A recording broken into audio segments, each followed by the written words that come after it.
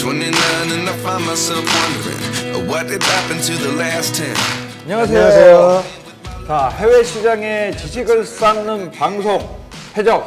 자, 벌써 우리 수석님 23년도의 마지막 방송입니다. 아, 그러게요. 자, 일단 시작하기 전에 올해 수고했다고 박수. 고생하셨습니다. 자, 박수. 자, 시작하기 전에 박수 한번 치고 언제나 그랬듯이 자, 구독과 좋아요는 우리 모든 이들에게 힘이 됩니다. 자, 그러면은 오늘이 이제 올해의 마지막 촬영인 만큼 자, 우리 김성주 수석님께서 이제 올해에 짚어봐야 할 내용들 총정리, 그리고 24년도에는 어떤 일들이 또 있는지 이야기를 가져보는 시간을 갖겠습니다. 그럼 이제 먼저 우리 수석님이 이야기하기 전에 제가 먼저 앞에 잠깐 이야기할 것들이 좀 있어가지고 저만의 시간을 좀 가져보려고 합니다. 가지세요. 네. 연준이 12월 달에 이제 파월 의장이 발표를 하고 나서 금리에 대한 인하 기대감이 요동치면서 좀 이런 생각이 들더라고요. 그러니까 제가 TV 프로그램을 보다가 연준과 시장은 참 동상이몽이라는 생각이 들더라고요. 이게 같이 있지만은 다른 꿈을 가지고 있는, 다른 꿈을 꾸고 있는 그런 생각이 들어서 이런 제목을 저 혼자 붙여봤어요. 그러니까 연준과 시장은 동상이몽이다. 많이 그런 내용을 들어봤던 얘기인데. 그렇게 이제 이야기를 좀 해보려고요. 그러니까 제가 지난 촬영 때 연준이 금리 인하 시점이 언제가 될 것인가에 대해서 이야기를 좀 다뤄봤습니다. 그래서 결국 가장 중요한 거는 연준은 한 가지 데이터, 한 가지 이유만 가지고는 절대적으로 금리에 대한 스탠스를 변하지 않을 것이란 거. 그렇죠. 여러 가지 복합적인 데이터를 한 번이 아닌 두 번, 세 번, 돌다리도 이제 두 번, 세 번씩 건드려 보고 그 스탠스를 변화할 것이라는 거는 솔직히 지금도 변하지 않은 내용이에요. 오히려 시장에서는 금리를 4회, 5회, 6회까지도 지금 내릴 수 있다는 얘기가 나오고 있는데, 이거는 시장에서 오히려 김칫국을 마시는 게 아닌가, 이런 의구심까지 좀 들더라고요. 그래서 시장에서 이야기하는 것과 연준이 이야기하는 거는 어느 정도의 같은 이제 이상향을 가지고 있지만은 약간의 생각이 역시 다르다, 괴리가 있다라고 말씀을 드릴 수가 있을 것 같아요. 맞아요. 그러니까 이걸로 대표적으로 볼 수가 있는 게, 연준이 이제 2020년 한참 코로나 때죠. 이제 인플레이션보다는 일단은 경기를 부양을 하기 위해서 이제 연준이 금리를 계속 제로 금리를 이제 이어가던 시기잖아요. 그래서 이때 이야기했던 게 인플레이션의 장기적인 움직임에 따라 정책을 수정하는 조건이 물가 변화의 일시적인 거에 대해서는 절대 우리는 생각하지 않겠다라고 이미 판을 받고 이야기를 시작했습니다. 그러다 보니까 평균 물가 안정 목표제라는 걸 도입을 하게 됐고요. 이 말에 대한 뒷받침으로서 제가 방금 말씀드린 이제 이야기를 하게 된 건데, 자, 근데 이제 이 이야기를 바꿔서 이야기했을 때에는 어쨌든 뭔가가 데이터가 나왔을 때 한 가지만 보고는 우리는 절대적인 스탠스를 바꾸지 않는다는 이야기거든요. 그러니까 금리를 제로금리 유지한다는 조건도 그렇게 나왔지만은 대신에 이제는 반대로 이제 생각을 해볼 시기가 된 거거든요. 분명히 누가 봐도 시그널이 나왔다고는 볼 수는 있어요. 하지만 금리를 몇 번을 내릴 수가 있겠느냐. 파월 의장도 그렇고 각 연준의 의원들도 지금 너무 시기상조적으로 시장에서 대응이 너무 불같이 대응을 한다라는 이야기를 경고 메시지까지도 내고 있는데, 시장에서는 크리스마스 랠리를 거의 신나게 지금 달리고 있잖아요. 네. 그래서 그러니까 참 이 시장과 연준에는 동상이몽이라는 게 참 존재하지 않나. 그렇게 해서 이제 꼭 그 시장 분위기만 따라서 우리 투자하시는 분들이 꼭 휩쓸려 가지는 않았으면 좋겠습니다. 냉정하게 판단을 해야 거기에 맞춰서 시장 대응을 할 수가 있다는 점, 꼭 거기에 맞춰서 투자를 하셔야지만 성공적인 투자의 길을 진행할 수 있다는 점, 다시 한번 말씀을 드려야 될 것 같습니다. 자, 이러면은 이제 제가 말씀드리고 싶었던 거는 시장과 연준은 동상이몽이다라는 얘기를 말씀드리고 싶었고, 우리 이제 김성주 수석님이 일단 첫 번째 시간은 올해 과연 이제 있었던 내용들을 한번 총 정리를 가볍게 해봐야겠죠. 네, 오늘이 27일 이제 얼마 안 남았어요. 이제 장이 열리는 거는 우리나라는 이제 내일 하루 내일 열릴 하루고, 거고 미국은 이제 오늘 포함 3일 남았으니 다 끝났죠 이제 뭐. 자 우리 수석님 그러면은 올해에 대한 총정리부터 이야기를 좀 해주십시오. 네, 일단 2023년은 조금 힘들게 시작한 것 같아요. 여러 가지 맞습니다. 좀 불확실성도 많고 2022년도에 이제 금리를 올리기 시작하면서 22년도에 400bp 4%를 인상을 시켜놨어요. 네, 이미. 맞아요. 0에서 4%를 네. 1년 동안에. 그러다 보니까 시장에서는 이 과잉 긴축에 너무 조금 힘들어하고 네. 그러다 보니까 이제 인플레이션도 어떻게 보면 잡힐 듯 안 잡히고 미국 같은 9%까지 올라가는 네. 경험도 있었고 그러면서 너무 좀 힘들고 불확실성이 큰 모습을 보이면 2023년을 시작했는데 네. 처음 시작과 지금이 저는 크게 변화가 없다고 생각은 들어요. 지금. 아 그래요? 네. 뭐 인플레이션 많이 낮아지고 네. 조금 미국의 이제 연착륙에 대한 기대감도 많이 커지고 이제 진짜 말씀해 주신 것처럼 내년에 금리 인하 시기가 정말 코앞으로 다가왔고 하지만 제 생각에는 여전히 불확실성이 큰 것 같아요. 왜냐하면 전반적으로 말씀드리면 이미 고금리 고물가세 너무 오랫동안 겪었다. 네.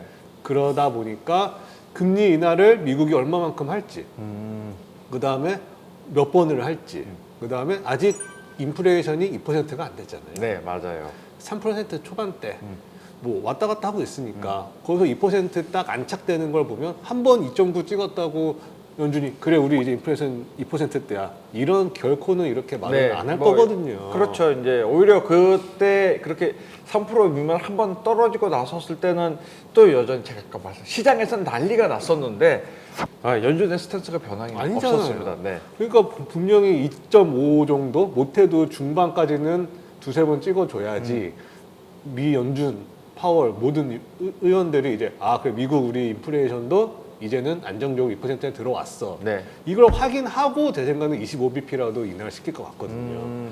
그러다 보니까 뭐 다음 시간에 2024년 거에서도 말씀드리겠지만 네. 상반기에는 금리 인하가 될까? 뭐 돼도 한 번 정도? 네. 뭐 2분기에 한 번 정도 되지 않을까라고 좀 조심스럽게 예상은 실제로 하고 있는데 파월이 이제 12월 마지막 FOMC가 끝나고 이제 인터뷰 때 3회 정도 가능성에 그렇죠. 연내 점- 3회니까. 네, 연내 3회 정도.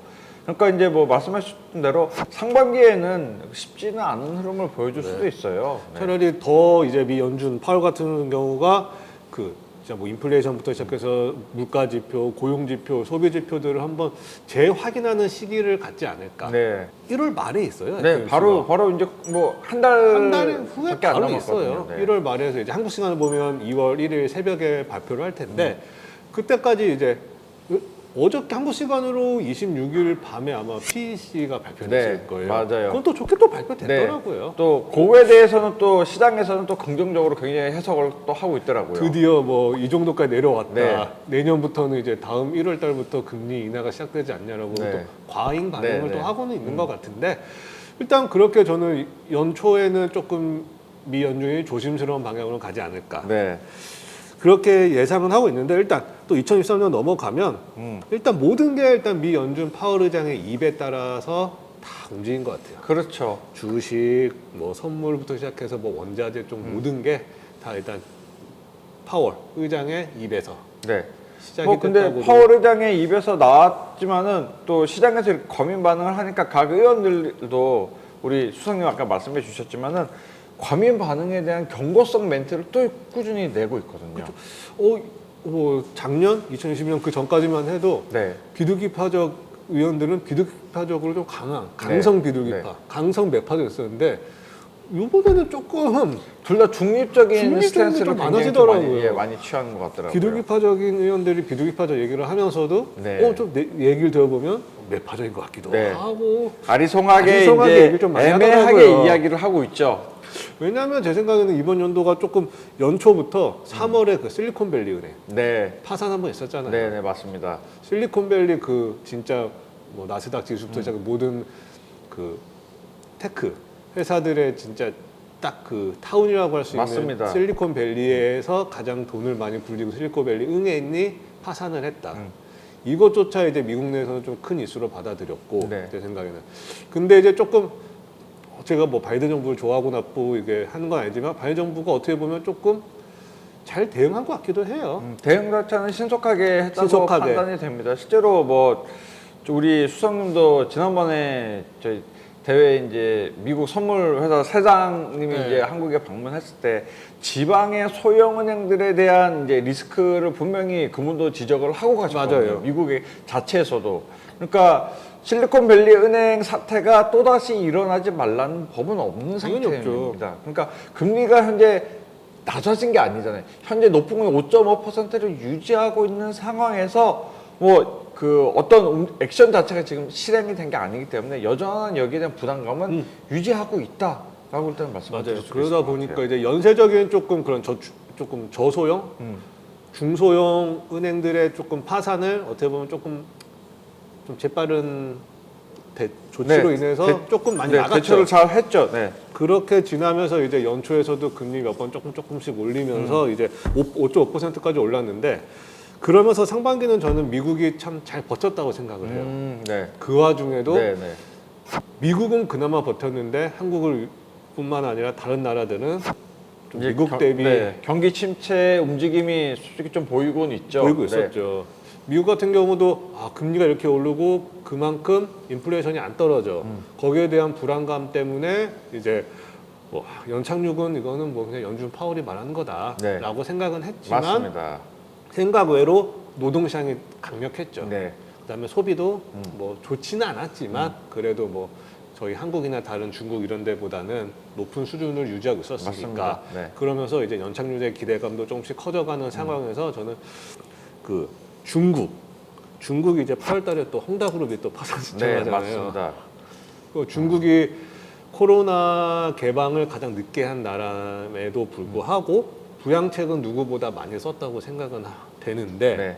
중국 내부에서의 소비도 늘지도 않고 네. 오히려 줄고 네, 엄청나게 줄었죠, 오히려. 그리고 뭐 해외에서 중국으로 투자하는 금액도 줄고 네. 모든 게 다 대내외적으로 줄다 보니까 중국 경제가 되게 안 좋게 네. 둔화되는 모습을 보이면서 가장 큰 비중 차지하고 있는 부동산 시장 네, 거기서도 가장 큰 시장을 차지하고 있는 헝다그룹이 네. 파산 위기 파산 신청을 함에 네, 따라서 맞습니다. 중국이 지금까지 못 살아나고 있는 것 같아요 지금. 심지어 이번에는 다른 나라들은 크리스마스 랠리 지금 돌아가고 있는데 중국만 지금 빠지잖아요. 빠지고 있잖아요. 그러니까 게임 산업에 대한 강력한 제재 이슈가 나오면서 중국 시장의 게임 그 시장은 전 세계 1등인데 1등이잖아요. 이 중국에 대해서 이 중국에 있는 게임 산업을 완전히 컨트롤하겠다는 이제 개인들이 뭐 게임을 하는 시간부터 컨트롤하겠다는 솔직히 말이 안 말도 안 되는 네, 거죠. 그런 내용을 가지고 하겠다 하니 중국의 주식이 이 연말 크리스마스 랠리 미국이나 뭐 우리나라도 마찬가지로 전 세계가 상당히 좋게 반응을 하고 있음에도 불구하고 중국만이 오히려 지금 반대로 가고 있는 맞아요. 역전 현상이 나고 있는 그런 모습을 보여주고 있는 게 또 중국이기도 합니다. 그러니까 좀 특이해요. 네. 특이하면서 근데 중국이 살아나지 않는 이상은 뭐 미국만 살아나고 다른 서방 국가들이 살아난다고 해서 저는 글로벌 경제, 저희 한국 경제가 크게 살아나지는 않을 것 그럼요. 같거든요. 글로벌 공장인데요. 네, 그러니까요. 세계 공장인데 공장이 살아나지 않으면은 실제로 나오는 그- 물건이 없는데 살 사람도 없고 맞아요. 살 것도 없고 네, 네. 그럼 소비도 줄게 되고 그래서 일단 내년부터는 중국이 조금 되살아나는 좀 기대감을 조금 갖고 살아야 되지 않을까라고 네. 생각이 들면서 네. 뭐 지금 다들 조금 잊혀져 가시겠지만 러시아 우크라이나 전쟁 네.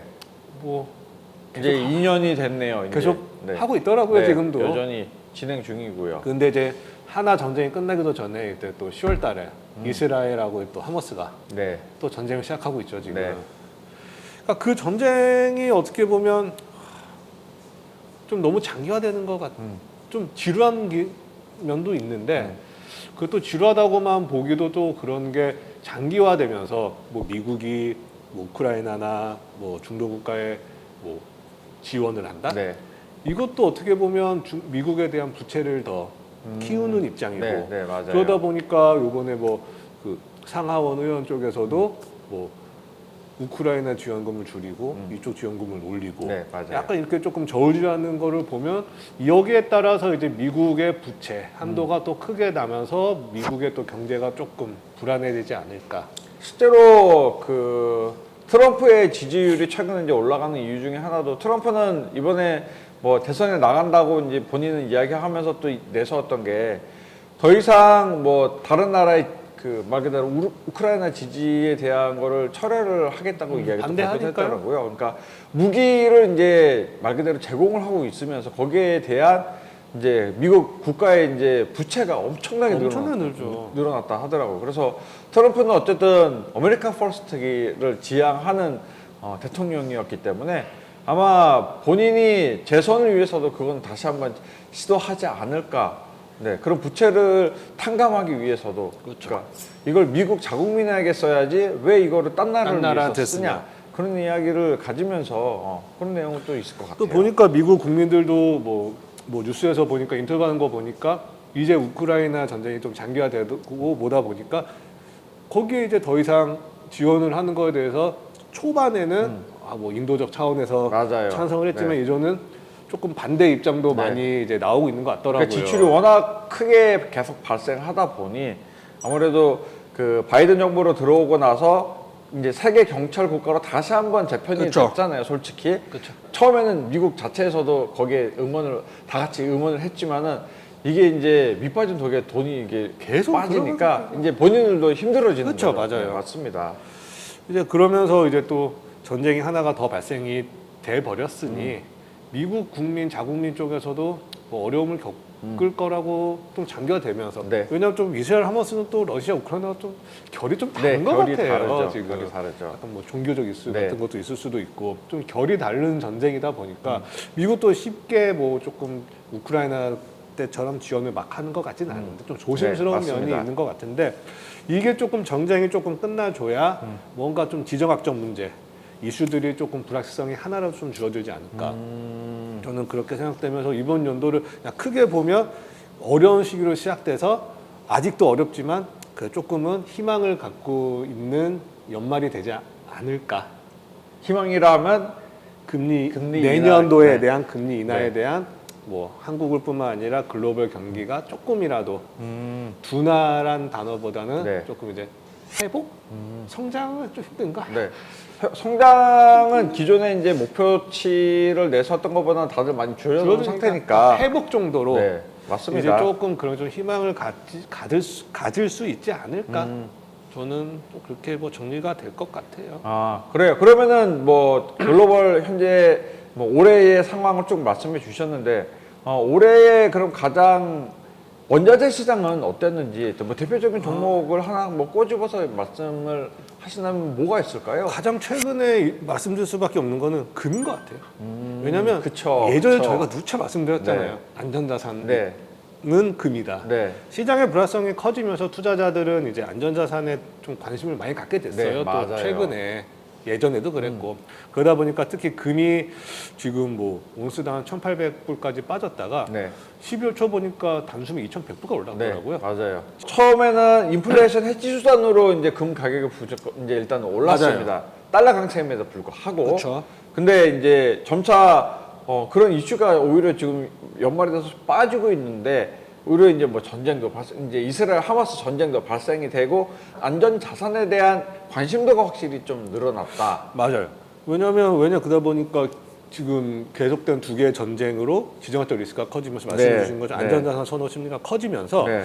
일단 미국 정부의 부채가 아까 말씀드린 것처럼 되게 많이 늘고 있어요. 네, 네, 급등하고 있고 그다음에 금리 인하의 전망이 계속 나오잖아요. 네, 맞습니다. 내년에 3번이나 4번이나 5번이나 6번이나 계속 나오면서 이게 달러화를 또 약세를 만들고 있는 네, 것 같아요. 그렇습니다. 그러다 보니까 지정학적 리스크에 대한 안전자산 선호 심리 더하기 이제 달러화 약세 그렇죠. 핫해지다 보니까 네, 이제 네. 금 가격이 완전히 이제 활활 타오르고 있는 거죠 지금. 그래서 최근에 우리나라도 그 금에 대한 이제 다시 선물 거래가 엄청나게 많이 늘었다 하더라고요. 맞아요. 지금 그래가지고 보니까 제가 최근에 뭐 매일같이 이제 하루에 이제 전일 동안 뭐 고객들이 어느 종목을 많이 했냐 항상 보는데 아무래도 뭐 나스닥이 가장 크지만 네. 금이 한 10위권 정도 있다가 지금 금이 5위권 안으로 들어왔어요. 커머디티 종목군 안에서 그러니까 전체 상품군 안에서도 그렇게 이제 네, 많이 원유랑 거래가 비슷할 정도의 거래량까지 올라왔더라고요. 그래서 제가 또 궁금해서 요즘에 금 ETF가 또 어떤가? 네. 저희는 선물처럼 못 네. 사잖아요. 그러니까 ETF도 가격이 꽤 많이 올랐더라고요. 네, 지금. ETF가 금 ETF도 가격이 엄청 많이 올랐어요. 거래량도 많이 늘었고. 그러니까 최근에 그 ETF 말씀하셔갖고 ETF 종목 중에서 제일 핫한 종목들이 금 그리고 금리 인하 이야기가 막 나오면서 나온 게 미국 장기채, 장기채. 네, 채권 ETF가 갑자기 수익률 자체도 그렇고 뭐 20% 30% 넘는 종목들이 바고바고 튀어나왔어요. 그러니까 거래량이 미국 돼요? 거래량이 보통 3배짜리 ETF가 엄청나게 늘었더라고요. 그래서 뭐 저희 회사뿐만 아니라 시장 전반적인 그러니까 미국 채권에 대한 ETF로 투자하는 특히 장기채로 투자하는 투자자들이 굉장히 많이 늘었다. 그러니까 왜 장기채로 하는 이유 자체가 어쨌든 그 장기채는 그만큼 리스크에 대한 부담감도 크게 되잖아요. 그러니까 기간이 길다 보니까 기니까. 그러다 보니까 이제 그 금리 변동에 대한 진폭이 크게 나타나거든요. 그렇죠. 단기채보다는 그렇기 때문에 이제 약간 도박적 요소가 많이 가미되지 않았나. 채권을 거래를 함에도 불구하고 진폭이 큰 장기채 채권을 미국 국채를 투자하는 ETF로 투자하는 투자자들이 그것 이제 레버리지 상품으로 이제 투자하는 그리고 또 3배짜리니까 네. 그러니까 더 굉장히 많아졌더라고. 이게 글로벌 이야기 단순하게 우리나라뿐만 아니라 우리나라도 국내에 이제 상장된 미국 채권에 대한 ETF 자체도 늘었는데 미국 자체에 있는 ETF 자체도 많이 엄청나게 늘었더라고. 그러니까 이것도 뭐 조금이라도 뭐 선물 대비 안전한 방향으로 투자를 하실 생각이 있으신 분들은 이것도 하나의 아이디어가 될 수 있을 것 같긴 꼭 합니다. 뭐 항상 저희가 원자재 할 때도 말씀드리지만 항상 그 원 주식, 그냥 알 주식 네. 아니면 그냥 뭐 금, 실물 거래할 수도 있지만 또 선물도 있고 네. 또 거기에 맞춰서 이제 추종 지수를 만든 ETF도 항상 거의 세트로 있으니까 조금은 안전하다는 상품 자체가 어쨌든 ETF니까. ETF죠. 네. 그러니까 내 성향이 나는 확실히 공격적인 성향이다라고 본인들이 판단했을 때에는 그리고 본인이 판단하기 전에 내가 이제 각 증권회사에서 내가 이제 그 성향을 검사를 다 하잖아요. 거기에 맞춰서 투자를 하시는 것도 그게 이제 안전하게 투자하시는 방법 중에 하나라고 생각이 됩니다. 그렇죠. 네. 그러다 보니까 이제 금 가격이 조금 지금 계속 이번 연도 이슈가 되어 왔었고 그냥 많이 빠졌다가 또 올라가 좀 폭이 좀 심해서 그러다 지금도 계속 오르고 있는 상황에서 당분간 금은 2024년에도 저는 이런 대내외적 뭐 달러화 이슈나 지정학적 이슈 뭐 경기 전망 이런 거에 따라서는 조금 더 위로 가지 않을까 저는. 좀 더 지금 가격 자체가 이제 거의 신고점이기 때문에 이게 위로 얼마나 더 튈지도 솔직히 모르는 상황이잖아요. 위가 아예 뻥 뚫려 있는 상황이기 때문에 뭐 그리고 이제 1월에 있을 이제 FOMC에서 파월이 또 어떤 이야기를 하느냐에 따라서 금리 어쨌든 3번은 인상을 할 거야라는 인하. 뉘앙스를 인하. 그렇죠. 할 거야라는 이야기를 하면은 달러 지수는 확실히 떨어질 거고 떨어지면 금 가격은 다시 한번 또 반등을 한번 반등이 아니라 한번 더 날아갈 것 같아요. 네, 지금. 맞습니다. 그런 이슈 금 자체가 확실히 올해는 커머디티 시장에서는 큰 이슈였다고 말씀을 왜냐면 드릴 뭐 수가 원유도 있겠네요. 있지만 원유는 너무 네. 그 오펙에 너무 영향을 너무 많이 받아서 맞아요. 그래서 저는 이번 연도에는 아마 금이 가장 있었고 내년 초까지도 금이 조금 인기 있지 않을까 싶네요. 저는. 네네네. 그러면 뭐 다른 뭐 금 이외에 다른 상품은 크게 메리트가 없을까요? 어떻게 보면 원유 같은 경우는 워낙 오펙 플러스나 오펙 같은 데서 감산을 한다, 사우디가 뭐 한다, 뭐 연장을 한다 이런 이슈가 좀 너무 많아진 것 네. 같아요. 이제는 옛날에는 뭐 전쟁 때문에 뭐 운송, 공급 때문에 좀 문제가 있었다고 하면 지금은 이제 좀 오펙이나 오펙 플러스 나라들의 입김. 제 생각에는 그 나라들의 이제 좀 정치 싸움인 것 같아요. 네. 사우디하고 러시아만 러시아. 네, 이제 그 현재 유가에 대해서 유가를 더 위로 끌어올려야 된다는 이야기가 그 둘 국가 이외에는 다른 국가들 오펙 플러스 참여하는 국가들은 오히려 이제 조금 빼고 싶은 원유를 네. 더 생산량을 늘리고 싶은 그 욕망이 강하거든요. 어쨌든 경기 침체에 대한 부담감도 각 나라들이 그런 거에 대한 부담도 있고 했었기 때문에 뭔가 이제 자금을 마련할 수 있는 본인들이 가장 큰 무기는 원유를 원유죠. 생산을 할 수가 있는데 요거를 밖으로 내다 팔 수 있게 해야 돼. 더 많이 생산 더 팔 수 있게끔 진행이 돼야 되는데 그 하나의 연맹이 묶여 있다 보니 이런 거에 대한 그 불협화음이 되게 좀 심하다. 요즘에 좀 심해지고 있는 네. 것 같고 그런 나라들이 이제 그런 국가들이 이제 약간 그래 조금 조정해볼까라고 하면 갑자기 저기 멀리 있던 미국에서 쉐일을 자꾸 파네요. 또. 그렇죠. 네, 맞습니다. 그러다 보니까 가격이 어떻게 보면 조금 재미없다 이제. 왜냐하면 조금 같이 가면 네. 좀 거래하거나 좀 방향도 좀 재밌어질 텐데 오펙의 플러스에서 좀 소심하게 나오면 갑자기 미국에서 셰일가스를 뭐 배로 뽑고 있다, 네. 셰일 오일을 배로 뽑고 있다 뉴스가 나오면 또 가격도 치고 올라가고. 맞습니다. 이러다 보니까 이제는 조금 기름 오일 전쟁이 또 일어나지 않을까. 아 그런 생각을 가질 수도 있겠네요. 네, 네. 왜냐면 너무 이제 정치적으로 가는 것 같아요 저는 이 오일 갖고. 자 그러면은 어쨌든 올해 이슈 뭐 커머디티까지 지금 우리 수석님이 말씀해 주셨는데 자 저희가 그러면 올해를 정리를 했으니 다음에는 어떤 내년의 이슈를 한번 저희가 파악을 해봐야 되겠죠. 네. 어떤 것들이 있나 그거는 뭐 저희가 다음 시간에 우리 수석님께서 내년에 뭐 순서에 맞춰서 이슈가 있을 순서에 맞춰서 한번 쭉 읊어보는 시간도 가져보는 것도 나쁘지 않을 것 같습니다.